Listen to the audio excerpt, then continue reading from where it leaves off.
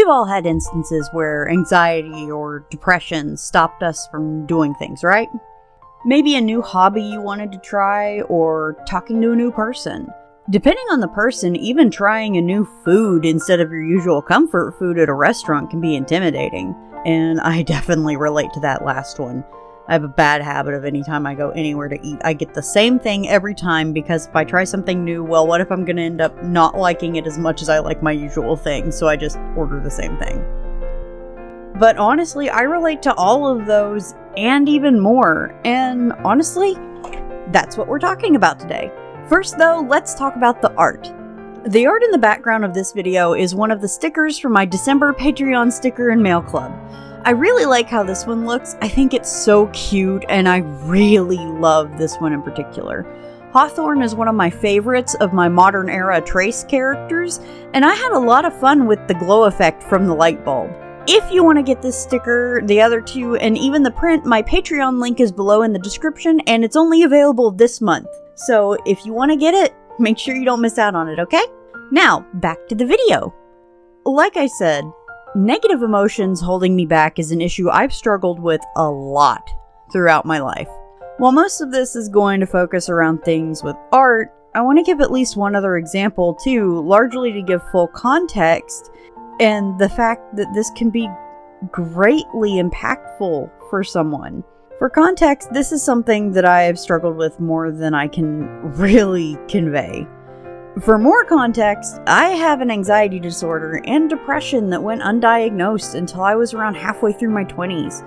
And looking back on things with hindsight, I can easily see problems that it caused me.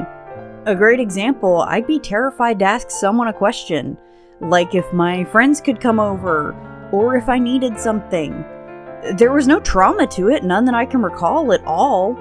Even if I knew things would be simple and the answer would be yes, like asking was just a formality, which there were a few cases in which that was in fact the case, I would still panic. Asking a simple question, even to my grandparents, who are the two most wonderful and kind people I have ever known, would take me building myself up mentally and just finally making myself blurt it out after 7 or 8 attempts of trying to at least get a word out. But for depression, I had excessive issues with my self-worth. Those continue on, but keeping to myself and trying to focus on making others happy. If I wasn't happy, it didn't matter. After all, it was just me who cared. And the depression was bad, and it exacerbated the anxiety horribly. And even now, like I said, I still have the self-worth issues. But I know throughout my life, I missed out on things, or missed out on trying new things that I might have loved and enjoyed, just because I was scared, or didn't think I was good enough. And that's a lot of reason for this topic. I've dealt with a lot of such difficulties, and if I can somehow encourage someone else where I struggled, I think this video was more than worth making. Now that I've given some general context, let's kind of touch back onto it and relate it more to art, and why you shouldn't let anxiety hold you back. Or not just anxiety, but any of those sorts of emotions. Art can be a funny thing, you know? It lets you create and do wonderful things. You can create worlds and characters and stories. You can pull inspiration and ideas from things you see. You can sculpt, and it can be something that looks completely real or just completely out there.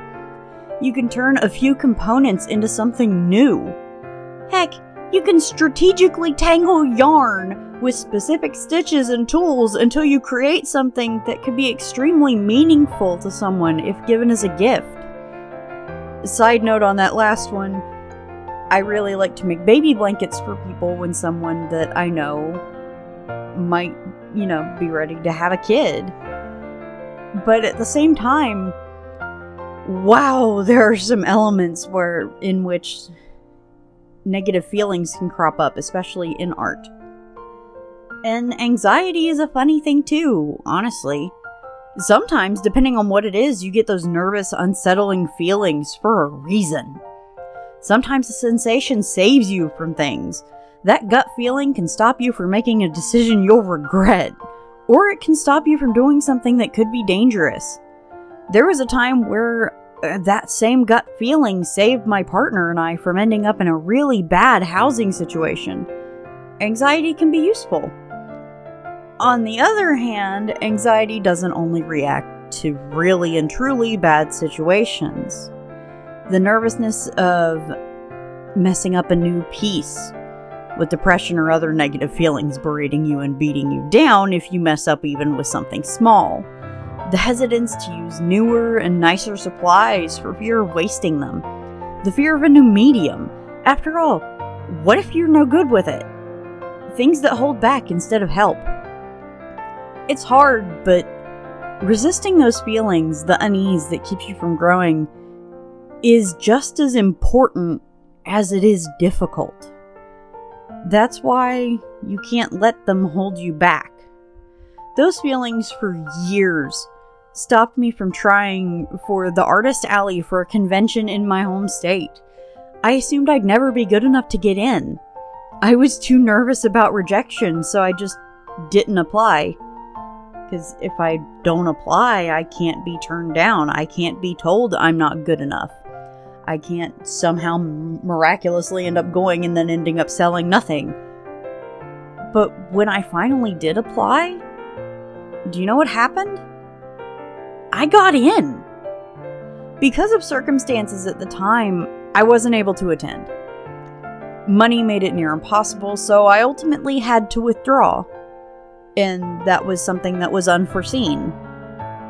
But despite that, I still got in. I kicked those feelings in the rear and submitted my stuff despite being terrified. And I actually got in. Even if I didn't get to go, I was able to get in. The feelings were wrong, and if I had let them win, I never would have even applied. I never would have found out that they looked at my stuff and decided that I was good enough for it. Anxiety especially made me hesitate posting my art and topics online, especially in video format. What if no one liked it? What if people are jerks? Because, it's the internet. We see that everywhere, and I was terrified of it. What if people hate my voice? That's one I still struggle with, and I don't understand how people don't hate it, especially with my little hillbilly accent thrown in there. I really don't understand that one. But I struggled with these questions for a long time, especially back when my content wasn't consistent or was only speed paints, or mostly speed paints with the occasional talky, chatty video thrown in. It didn't help that during some of the worst parts of that, my depression and anxiety were mixing in an awful way and making everything that much harder. Just a warning, I want to give a little bit of a heads up. For at least a few minutes, this is probably going to get a bit heavy and I might get a little bit emotional, but this is a key thing that plays into this. But at the end of 2021, I think in November, there's a very distinct drop-off in my content. It doesn't come back again at all until August of 2022. The reason for that is the heavy part. I think from that point in time until I came back, I barely drew at all. We knew it was coming, and soon, from around the time I dropped off. But at the very end of 2021, and I do mean the very end, it was literally New Year's, my grandfather passed away. This is where I said I'd get emotional, sorry. To give an idea of the effect this had on me, losing him was like losing my dad. My grandparents had a huge hand in raising me, and it was an emotional blow that layered horrendous depression on top of the anxiety I felt and through a horrible amount of grief that I didn't know how to deal with, and I couldn't bring myself to create anymore. And that lasted for a long time, which in and of itself was hard. It was so hard because art was always my safe space. And now, creating hurt for a long time. My grandfather was always extremely supportive. I've been very fortunate, unlike a lot of people who I know do art and don't have this, that my family has been extremely, extremely supportive of my art. And sorry. I'm okay, I'm holding it together. And because of that and the way that he encouraged me and urged me to, when I drew, that's all I would think of.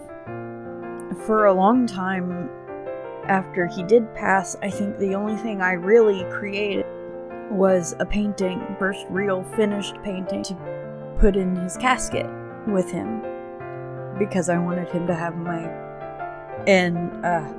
sorry. I'm okay. But after that, I didn't create anything for a while other than little doodles, nothing, because it hurt. And I think what hurt most and made me really spiral was that he never got to see me do anything with my art. You know, currently, and still I do, but I'm working at it. I work at a dead-end job. It's not at all artistically, and it's miserable, but I'm trying. Because of that, the part that has loomed over me was lingering fear that I know is just my anxiety and my depression, because I know the answers to these questions. And the answers are the exact opposite of what my anxiety and depressive feelings are telling me. But I always have these questions in the back of my head. Did I let him down? Would he be proud of me? And those thoughts were absolutely devastating.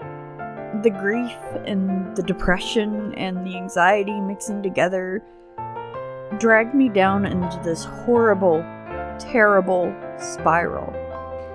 It made me that much more afraid to post and afraid to let others see my art. For a long time, that spiral didn't stop. To be completely transparent, I'm only now really clambering back up from the pit of that spiral and the bottom that it dropped me into. And I'm still not far from where I hit either. There's still a long climb ahead of me. But I started fighting to try, really starting to try, this past July. And part of it was because I knew the answers to them. He wouldn't be disappointed. I wouldn't have let him down. He'd still be proud of me. But in July, I had a little bit of a breakthrough with that, and I wanted to try again, to work hard to try and post consistently. Especially because once I got past the worst of that grief, it was a good outlet again. It was a fantastic outlet for me. It let me learn things. It gave me a real goal to work on when I felt like I was just spinning my wheels miserable where I was. And yes, were they small goals? Yes, but they were still goals. Post a video a week. Try and be consistent. Work on trying to get one done. Try and write a script. They were little goals, but they were still goals. When I did come back and finally got more consistent and started posting chatty vids more often, I discovered that I enjoyed making the content. Just since July, I've experienced more growth than I thought I would ever get. And I'm still more than touched by everyone watching it. It means more than you guys will ever know. And if I had let everything overwhelm me, I'd have dropped off again by now. I'm not saying any of it's easy. It's not. It's not. But if they're trying to overwhelm you, you can't let them. I finally got up the guts to apply to an art school, even. That's something I'd been terrified to do before. Which, Frankly, now that I've submitted my portfolio, I'm still terrified, but I did it. There's nothing wrong with taking a mental health break. I can honestly say that. I had to take one for a long time just because everything hurt and was horrible. But there does finally come a time when you have to recognize that you need to try and keep moving. And that's not something that you do by yourself. I go to therapy. I see a psych doctor. I have a support system. And that's why I was able to recognize when it was time for the break to be over.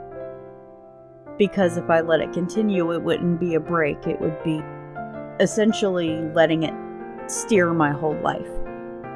Self-motivating for that, especially, is so hard. Fighting back those feelings and not letting them drag you further and further into the abyss is hard. I can understand that. Please, though, don't let those emotions hold you back and keep you in place. I did for way too long, and I don't want other people to have to go through that. So apply to that artist alley. Try that new medium. Try that new technique. Post your art. Chat with other artists. Just don't let the negative hold you back. Okay? I know this became a really serious topic, especially about halfway through. But I really do hope you guys got something from this. And what do you guys make of it? Have you ever struggled with this? I'm honestly betting most of you have. That said, I want to hear what ways you cope with it. Or if you're willing to share what struggles you've gone through. If you're willing, only if you're willing. Because I certainly don't want anybody prying into anybody else. I share what I share because I want to. And because something about it feels cathartic and makes me feel better to share. But that said, as always, a huge thanks to my patrons, Inside Chaos and Salmon. Thank you guys so much for your support. It means so much. And I'm absolutely floored at this point, like I said, with the growth that has happened just since July. I was at less than 200. I think I was at like 145 or 150. And we're almost at 700. That's mind-blowing to me. So again, thank you to Inside Chaos and Salmon for your support. It means so much. And thank you to everyone who's watching, because it means so much. But honestly, I appreciate you all so much. And take care of yourselves, and I will see you guys next time. Bye!